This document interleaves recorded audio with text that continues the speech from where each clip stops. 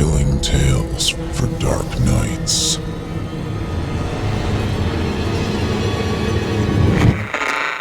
Want to make sure you never miss a Chilling Tales for Dark Nights video again? Be sure to subscribe and hit that bell to turn on notifications. Hey friends, it's me again. You know what's really easy to do and even easier to forget? Help me out and hit that like button if you're listening on YouTube. If you're listening somewhere else, what the hell? Pop in and give me a thumb. Say hi while you're at it. Helps me a ton with that damn algorithm. And besides, it's always nice to see you there. All right then, let's hop on that crazy train. All aboard!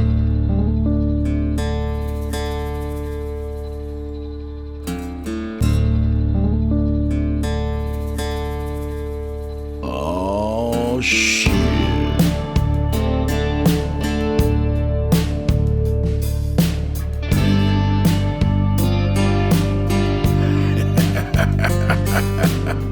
Welcome, friend. You know, just when you think the holiday season is over, here comes another one.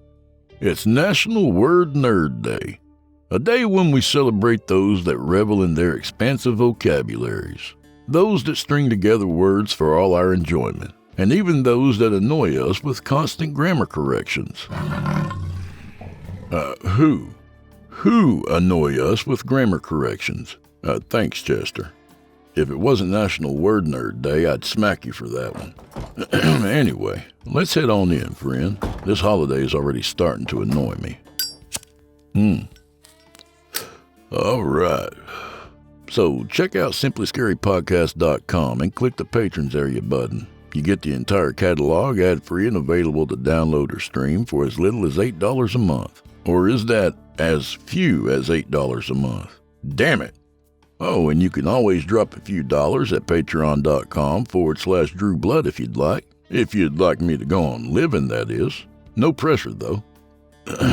So tonight we welcome back our old pal and one of our favorite word nerds, Frederick Pangbourne. Sadly, Fred is no longer with us, but his brother Robert Pangbourne has been kind enough to help us keep Fred's legacy alive. And as long as we're here, he will be too. In this one, Police Chief Ed Byrne investigates a brutal attack at a frozen Wisconsin lake. So without further delay, from author Frederick Pangbourne, I give you Beneath the Ice.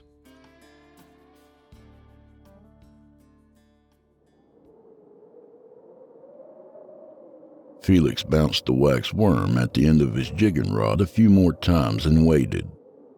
The cold Wisconsin wind outside the portable shanty had picked up slightly, pushing the isolated material inward. He was glad he had secured a couple of extra ice anchors into the lake's thick frozen surface. He looked down to the stainless steel thermos of hot coffee, then back to the 10-inch hole that the auger had drilled at his feet. The ice was a good 6 inches thick. He again bounced his jig that dangled at the end of his line somewhere beneath the ice at his feet, and thought again of the hot coffee. Morris was supposed to be here with him today, but the wife had put her foot down and told him if he didn't start up on some chores that he could live out in the shanty. The life of a married man, he thought, as he bounced the jig again. Morris could have all that. He enjoyed being able to just pick up and head out onto the lake to get some ice fishing in without going through all the red tape of a spouse. Maybe next week the two could reconvene. Another gust of wind rocked the tent. He threw a glance at the 4 walleyes laying on the ice near the hole. If things didn't pick up in another 10 minutes, he'd probably just pack it in. His ass was aching from sitting on the overturned plastic pail, and it would start getting dark in an hour. He particularly didn't want to be out on the ice in the dark trying to make his way back to the shore. As he stared at the dead fish and contemplated calling it a day, something caught his eye. He turned to the hole in the ice. For a moment he thought he had seen a light from the water, a purplish light. He strained his eyes against the poor lighting within the tent and watched the hole. In one unforeseen movement, the jig had caught onto something so sudden and forceful that it snapped his line and was followed by an upheaval of the lake's water, causing it to push up from the hole and out onto the ice inside the shanty. It was as if something huge had moved beneath the ice under him and taken his jig with it. It was when the water subsided back into the hole that he saw the lights again. Bright purple lights from somewhere in the water's depths. It looked like a string of amethyst Christmas lights passing just under the surface. "Hell's bells!" Felix said aloud and crawled off the pail and onto his hands and knees in front of the opening. Water was still lapping at the frozen walls inside the ice hole. He could faintly see the lights as they moved serpentine-like in the water's darkness. They seemed within arm's length, and Felix quickly removed the glove on his hand and pushed up the sleeves to his parka the best he could. Despite the biting cold on his bare hand and forearm, he waited until the lights reappeared and in a closer proximity before he thrust them into the icy waters. His fingers brushed lightly upon something smooth and fleshy before it sank away from his touch. Instantly, the icy waters numbed his flesh, and as he was quickly retracting his arm, something latched onto the cold limb and pulled down hard. The force was strong enough to yank him from his knees and up to his shoulder into the hole. His face struck the ice as he fell, splitting his lip. The action had been so quick that he could not call out. His arm was aggressively twisted at an unnatural angle, and he heard a loud snap. His arm had now been released, and he scrambled back up onto his knees. It was then that he saw his arm was missing at the elbow. Blood was pouring out of the ragged wound and into the hole. He watched in horror at the torn sleeve and the nub of bone poking through. Because of the freezing water temperatures, pain did not come immediately, and just as he felt its onrush, something from the hole emerged, wrapped around his head, and pulled it into the hole. His body thrashed about on the surface, kicking over the pail and thermos, scattering the walleyes. There was another snap, and his flailing limbs suddenly ceased all movement. More bones began to crack and break apart as something was slowly pulling his contorted, lifeless body through the 10-inch hole and into the lake's icy depths. The disarray inside the shanty showed clear signs that a struggle had taken place. The tent's furnishings were scattered about on the ice floor in a disheveled manner. Amongst the frozen walleyes, plastic bucket, and discarded pole were splashes of what he could only construe as blood, dark patches of red where the liquid had seeped into the ice and froze solid. A single pack boot of beige and green laid near the hole. It too was speckled with red. Police Chief Ed Burns sighed and closed the flap to the tent. "What you think, Chief?" Sergeant Elliot Glover asked between sniffles. "Looks to me like foul play." Byrne gazed out across the 2 miles of frozen surface of Lake Malice. About 100 yards off to his left, a small group of a half-dozen people had gathered on the snow-covered bank to observe the scene. "Whoever was in here definitely had it out for someone. The question is, who were they?" "I've got some of the boys asking around at the trailer park and some of the houses surrounding the lake area," Glover stated and followed the chief's gaze. "Good. Once they take pictures of the scene and tag the stuff inside, I want a sample of that blood." Burns' gaze now scanned the ice around the shanty. "I don't see any sign of a struggle or blood outside the shanty, so I guess whatever started in there also ended in there. Anyone question these folks out here gawking at us?" "Yeah, but no one knows a thing. Probably hanging around to get a glimpse of us taking a body out." "If we had one," Byrne added. "I'm going to head back to the station, Elliot. Give me a shout if anything changes, or you hear something else, okay?" "You got it." Behind the small gathering at the bank, an SUV from the township was pulling out of the wood line and into view. "Crew's here," Byrne called over his shoulder to Glover as he carefully made his way across the ice. It was too early on a Monday morning to be solving a mystery or possible homicide. There should have been some signs outside the tent after a brawl like that. Something. Maybe the crew will pick up something that he hadn't initially seen. Once he was back on land, he made his way through the local spectators huddled up against the cold morning and greeted the crime scene crew as they emerged from their vehicle with their cases and gear. His own municipal SUV, a Ford Explorer, was off to the side, and as he neared, he took notice of something on his windshield. The closer he got, the clearer it became that a folded piece of paper had been placed between the wiper and the glass. Pulling the parchment free, he unfolded it. Only a single word was handwritten in black pen. He glanced back to the spectators only to see their attention was still drawn to the lake. No one was watching him. He scanned the tree line around him for someone who may be observing from a distance. No one. Folding the paper back, he shoved it into the pocket of his parka and climbed into his truck. As he swung the truck around and back onto the dirt road leading away from the lake into the paved road, Byrne glimpsed movement in the tree line. Someone in an olive-drab army coat was taking a footpath from the shoreline and into the dense woods that surrounded the lake. He knew the trail. It cut into the trees for almost half a mile before leading back to the trailer park. He decided to cut the person off and wait for them as they emerged from the other end. Stepping on the accelerator, Byrne guided the Explorer down the road. His wait at the trail's entrance wasn't long before someone stepped out into the vacant lot where the trail began. He identified the person after only taking a few steps from the tree line. The man's name was Reuben Shemaine. He lived here in the trailer park with his grandfather, both men descendants of the Chippewa tribes that once inhabited the state long before white men like himself came along. Reuben was in his early 40s, tall with long dark hair that moved about in the morning breeze. Byrne climbed from his truck as Reuben made his way closer. "Reuben!" he called to the man, whose gaze was fixed to the ground before him as he walked, his hands crammed into the pockets of his army coat. "Can I talk to you for a second?" Raising his head, Reuben slowed his pace as he met the approaching police chief.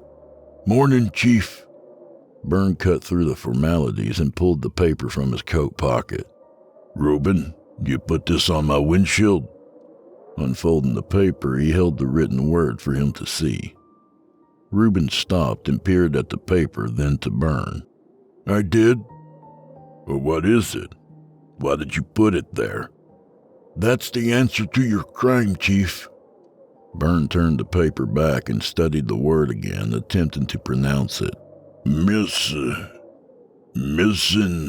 Michiganebig. It's what's beneath the ice on that lake." "Come again." Reuben gestured with his head, his hand still in his coat, for Byrne to follow, and walked past the police chief and his vehicle. "Stop over at my place if you have a minute, Chief. We can talk there. I have some hot coffee on the stove, and you haven't seen my grandfather in a while." Byrne watched as Reuben made his way out of the vacant lot and walked up the road to his trailer. He didn't know whether to stop the man or take him up on his request. A gust of cold wind blew into his face, causing a shiver and wave to run up his body. Hot coffee sounded damn good. Byrne sat at the small and unbalanced kitchen table inside Reuben's trailer. Despite it being late morning and sunny, the thin yellowed curtains remained closed in the trailer, giving it a gloomy atmosphere. Reuben pulled the kettle from the stove and poured the steaming water into a mug of instant coffee in front of Byrne, and then to his own mug across the table. "Milk? Sugar?" asked Reuben as he set the kettle back on the stove. "Black is fine, thank you." Byrne sipped the bitter coffee and looked across the trailer into the tiny living room area. The senior Shemaine, Ben, sat in an old walnut-colored polyester armchair that seemed to swallow up the small old man. Ben had to be well into his late 80s and resembled a frail brown mummy with a head full of long white hair. His undivided attention was being given to some show on a small television opposite him. The volume was well above the normal decibels. "How's your grandfather doing?" Ben inquired as Reuben took a seat at the table and added a few teaspoons of sugar into his own coffee. "He has his good days and bad ones. He mostly watches TV all day." "So," Byrne began and pulled the paper from his coat and set it on the table. "What's this name have to do with what went on out there on the lake? You know what happened?" Reuben grimaced as he sipped his coffee and tasted the sweet bitterness. "You, remember last year when that kid fell in the ice out there?" "Yeah, the Gordon kid. Him and his buddies were out there playing hockey on the lake, and he fell through the ice and drowned." "That's partially correct." "How so?" "Everyone knows what those kids said when they were asked what happened out there." "Oh, you mean that something came up from under the water and pulled them in?" "Come on, Reuben. Those boys were scared shitless out there as they watched one of their own drown right in front of them. They couldn't help him because of fear of falling through themselves. That statement about something coming up from beneath the ice and pulling him under was just hysterics. One kid imagined some crazy alternative to his friend's drowning, and the others fell in line with it." Reuben leaned across the table and tapped the unfolded paper with his finger. "That is an evil water spirit from ancient times, Chief. They live at the bottom of deep lakes, just like Malice, and feed on the flesh of men." "And for a moment I thought you actually knew something." Byrne folded the paper back up and crammed it into his coat pocket. "During the summer months, when the weather is warm," Reuben continued despite Byrne's comment, "it sleeps at the bottom of the lake, but the cold awakens it, and that's when it feeds. Have you noticed that there are no incidents in the warm weather at the lake, only during the winter?" Byrne finished his coffee and rose from his seat. "Reuben, I wish I could find this amusing, but I don't. There was a possible murder out there, and you invite me up here for Indian ghost stories. The Michigan Epic is no ghost story, and if you check your records, I'm sure you'll see that every year or two, someone goes missing or drowns out on that lake when it's frozen. Mark my words." Ben donned his furred winter cap with ear flaps. "Thanks for the coffee, Reuben." He then made his way to the front door and turned to wave at Ben Shemaine in his oversized chair and glued to an old rerun of Kojak. "Ben, take care of yourself. It was nice seeing you again." In response, the old man turned his head in Byrne's direction in a slow mechanical manner. "The serpent will take the shape of a man if it so wishes, to lure others to the water." His voice was tired and crackled, yet loud and very audible over the competing volume of the television. "What?" Ben had said his piece, and his gaze turned back to the ranting Telly Savalas as if he had said nothing. "What did he say?" Byrne turned his attention to Reuben. "Nothing that would interest you, Chief. Just some Indian ghost story." Reuben's answer was laced with a hint of sarcasm. "A little advice, Reuben. Take your grandfather out for a walk once in a while. Get out of this trailer. Thanks again for the coffee."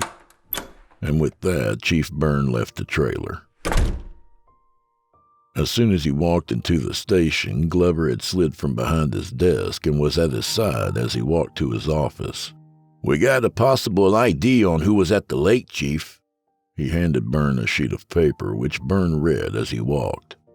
Glover was far from done speaking. "Felix Schumer, 53, lives here in town, close to the lake. He was supposed to be out there with a friend, Richard Morris. The guy caught wind of what happened at the lake and went to check up on him. Schumer hasn't been home since yesterday morning from what we gathered from the neighbors." Byrne dropped the paper on his desk as he entered his office and began to remove his coat. Why did you even give that to me if you were going to tell me everything anyway? Sorry. Easing into his overly large office chair, he pulled the paper from the desk and leaned back deep. Elliot, do me a favor. Check the files. Go back 4 or 5 years. See how many incidents we've had at the lake and on what months they occurred. I want to know if the winter months contain more than the rest of the year. Why? You got a tip? Burns sighed heavily and looked up over the report he held. Maybe, but doubtful. Now get a jump on that, please. When Glover exited, Burns threw his feet up on the desk's worn wooden surface and scanned the report briefly before tossing it back onto the desk. As ridiculous of a notion as it was, he contemplated what he would do if Reuben's statement about the lake was true. Not that he believed in Indian spirits dragging men to their doom at the lake, but a more realistic speculation might point to some serial killer who was fixated with the lake during the winter. He moaned loud and long as he stretched his arms above his head. An Indian spirit would be more comforting, actually, than the latter thought. The rest of the week dragged by without incident, and it wasn't until after lunch on Friday when Glover showed up at his office door with the results of his assigned task.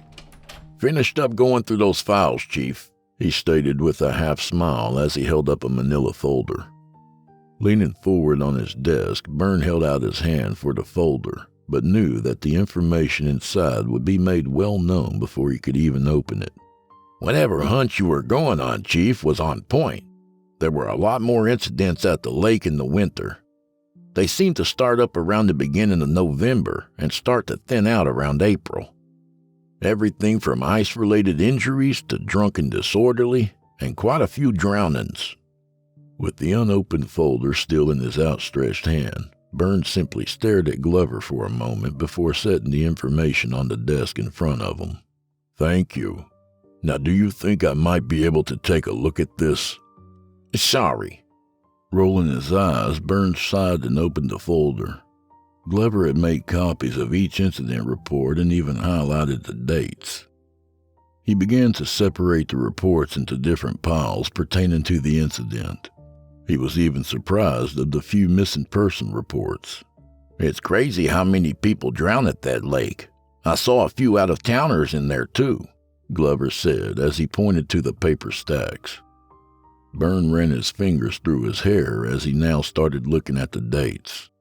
It looks like there's a swell in drownings every other year.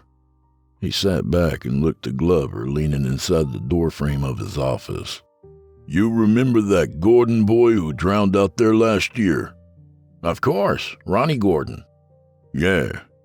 Do you remember what his friends said in their initial statements? Glover thought for a second before answering with a snicker. Yeah, they said something about some sea monster grabbing the kid. Do you recall anyone else ever claiming to have seen something out there at the lake? You mean like some lake monster? Glover laughed and looked over his shoulder to the main office of desks behind him before he turned his attention back to Byrne.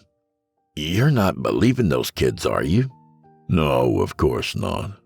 It's just that Reuben Shemaine said something to me today, that's all. He put that crazy idea of something in the lake in my head. Glover laughed again. Reuben Shemaine? Come on, Chief. I've responded to a few calls on him and his grandfather. Those two are crazier than bedbugs. Byrne wrinkled his brow and leaned back in his chair. Really? For what? You really don't know?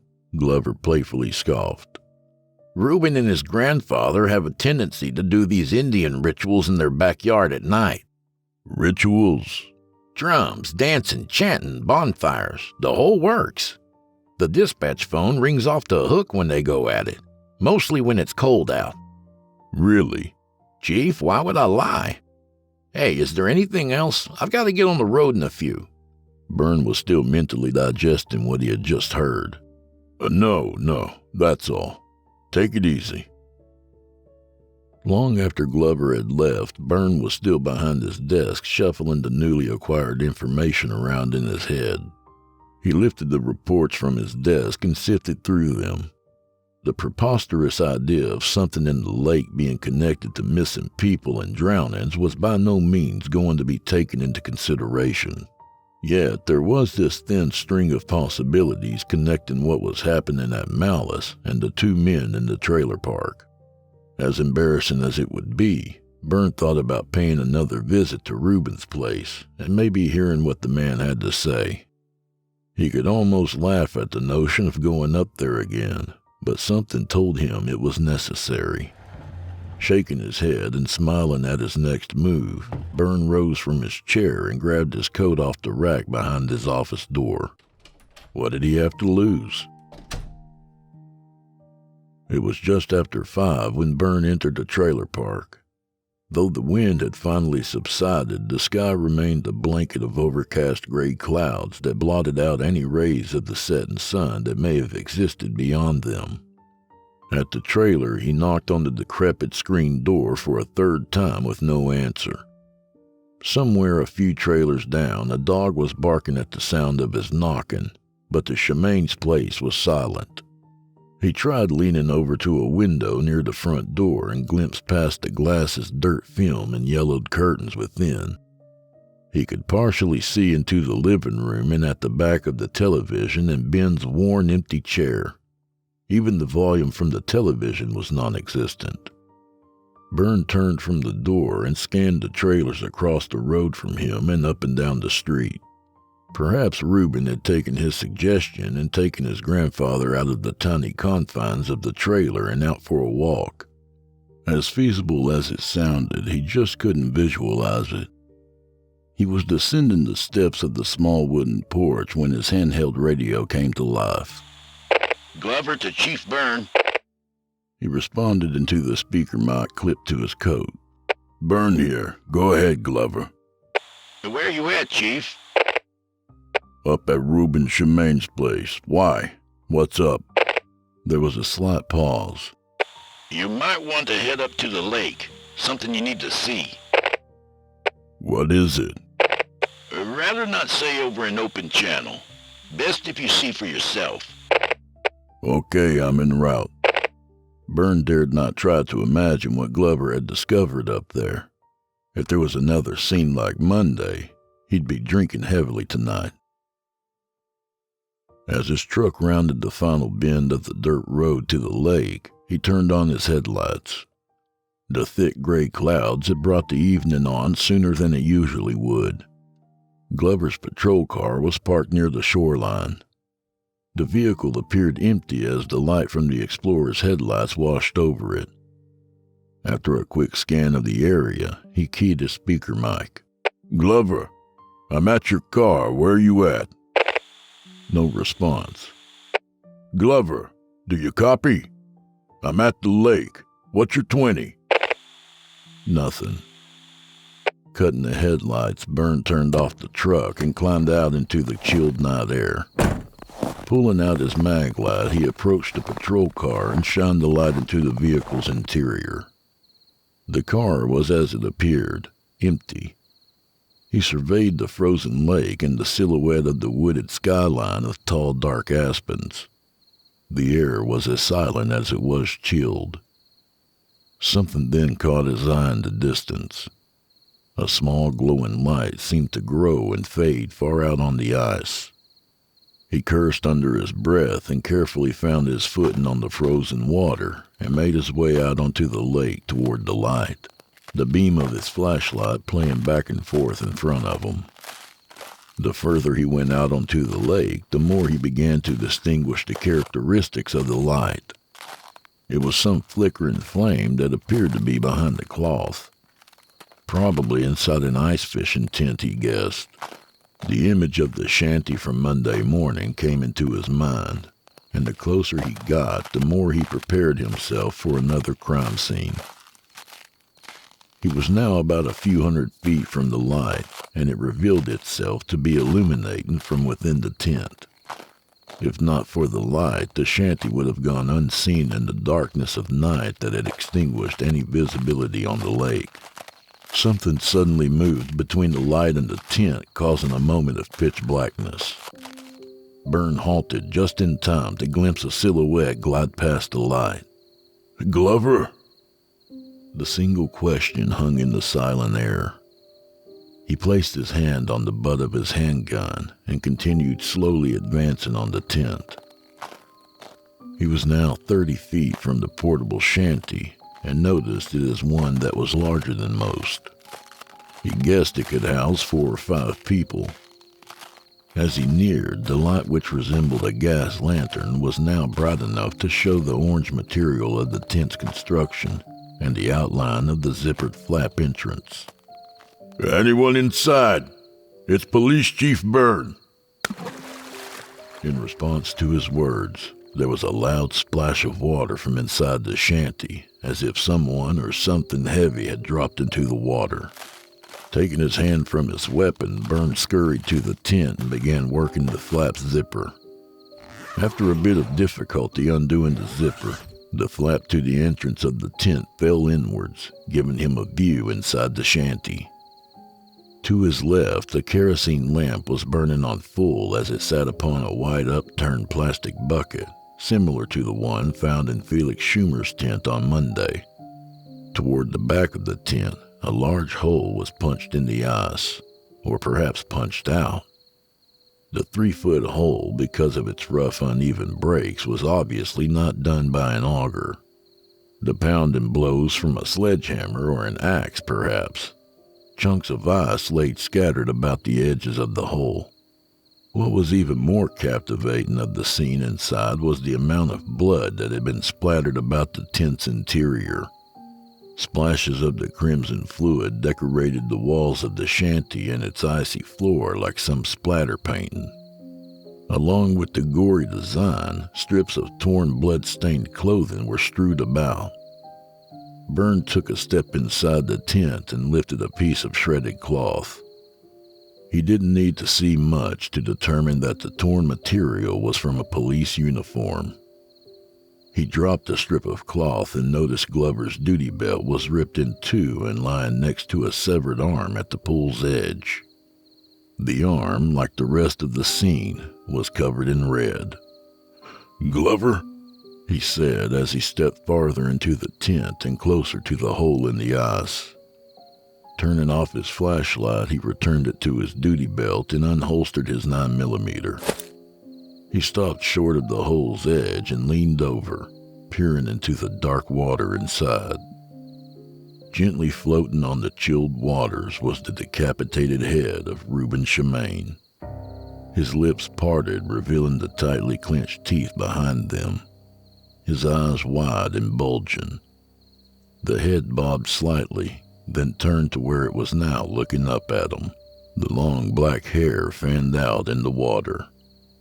As he gazed into the water, hypnotized by the head and numb to his surroundings, he recalled what old Ben Shemaine had said when he had left the trailer. The serpent will take the shape of a man if it so wishes, to lure others to the water.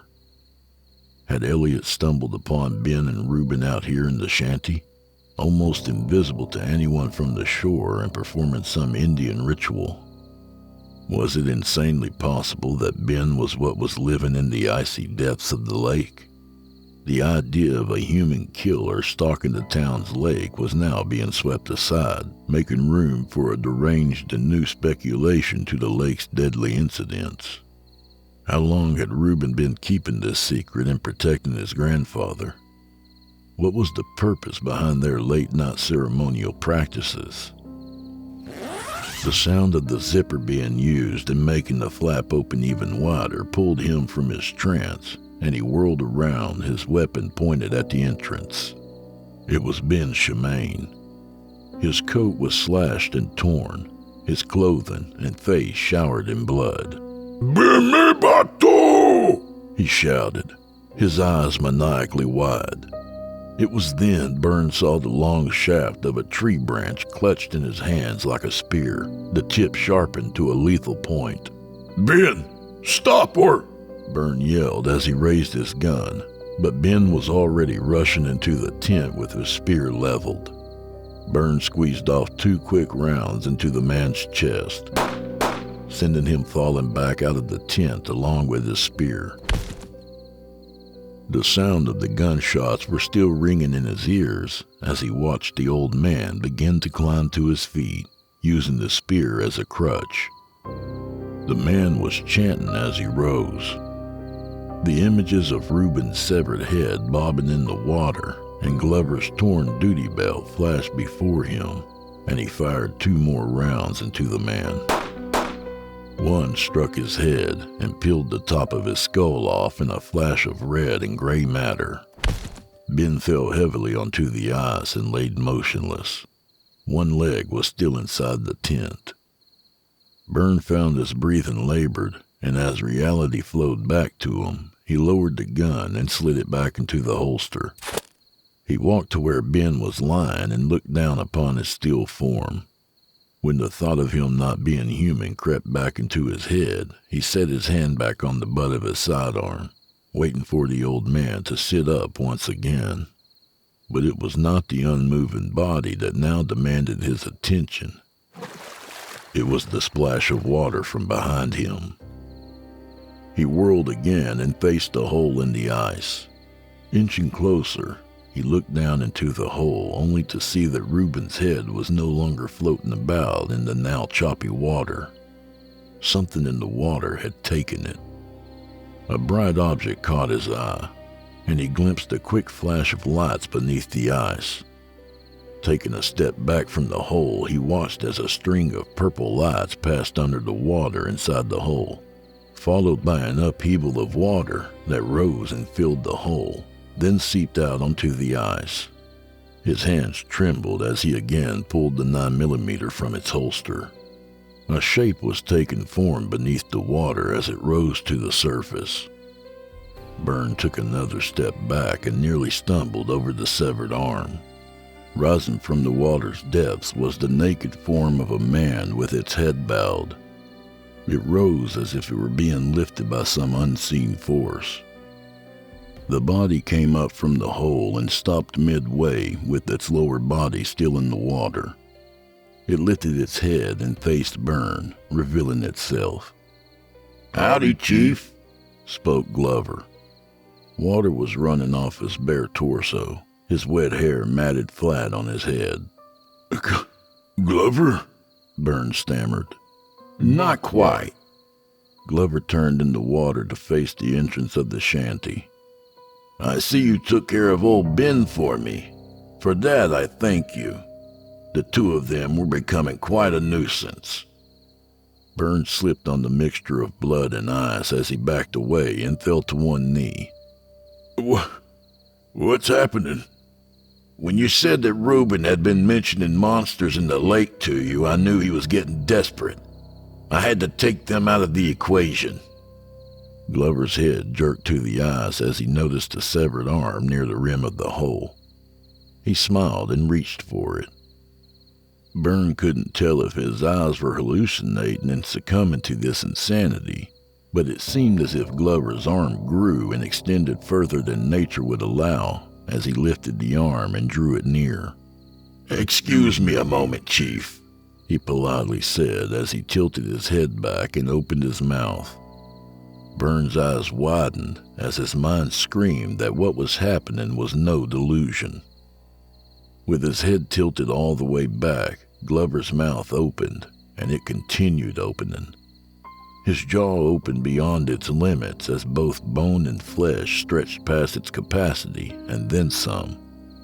As his mouth enlarged, long shark-like teeth were revealed as they too elongated.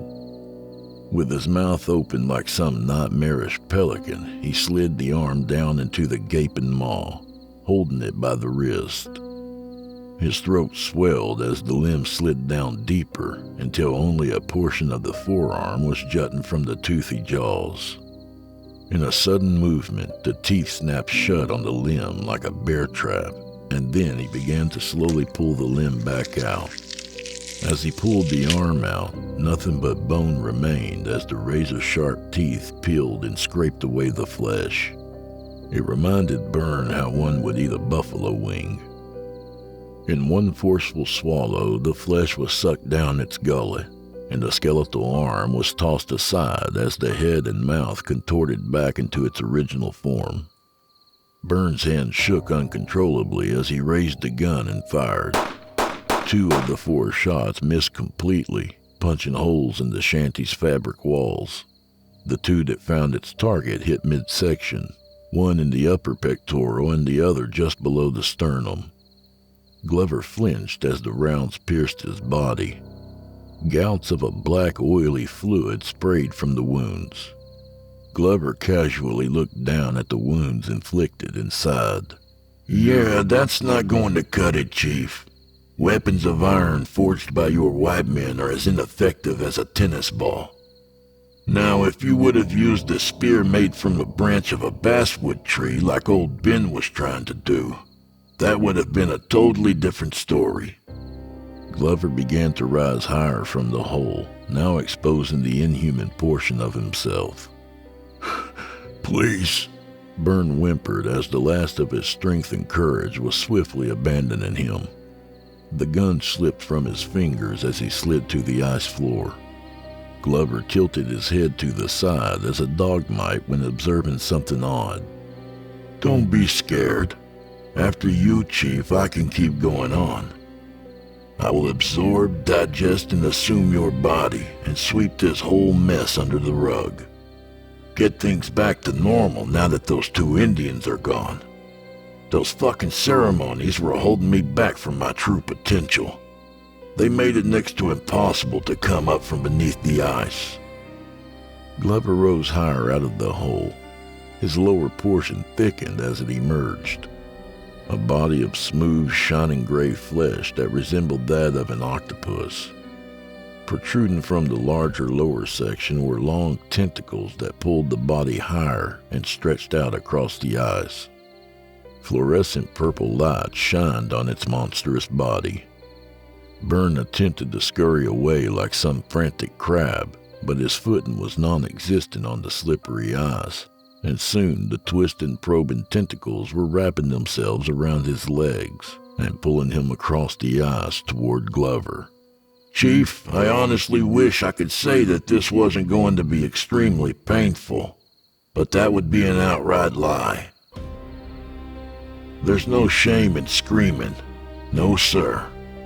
Glover screamed pretty good when it was his time." Glover's grotesque imitation was now looming over him, the mouth opening wide again, the long shark teeth pushing out from the bleeding gums. More tentacles were holding him now and lifting him off the ice. Byrne closed his eyes against his fate and screamed, long and loud.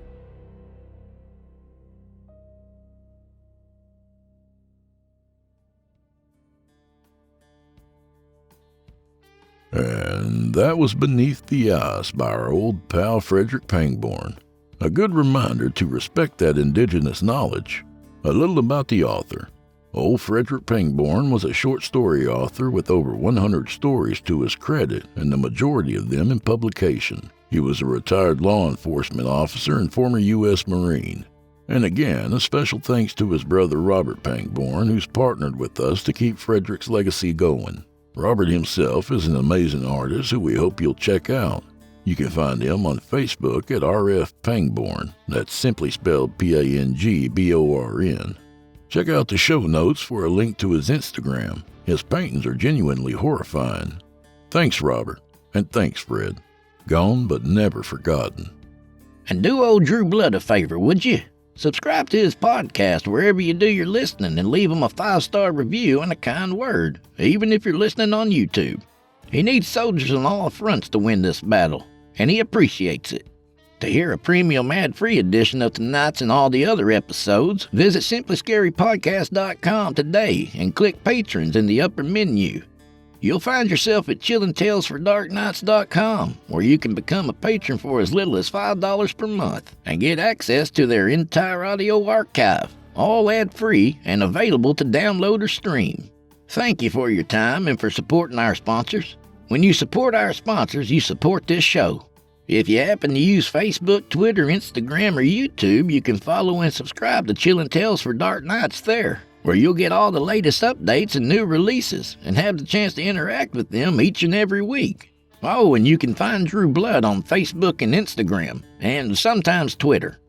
The Drew Blood's Dark Tales podcast is accepting submissions, friend. If you've got a story or two you'd like to be featured on the show, send it to drewbloodhorror@gmail.com. If selected, you'll get the full treatment, 10 bananas.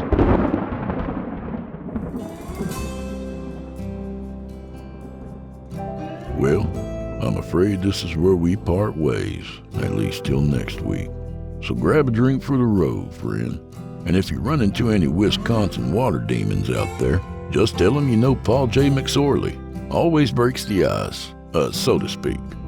So may the wind be at your back and may the road rise up to meet you. Hit that like button on your way out, would you? Patreon.com/DrewBlood. Excuse me. Dry air this time of year, you know. And until next time, friends, go fuck yourselves. Good night, y'all.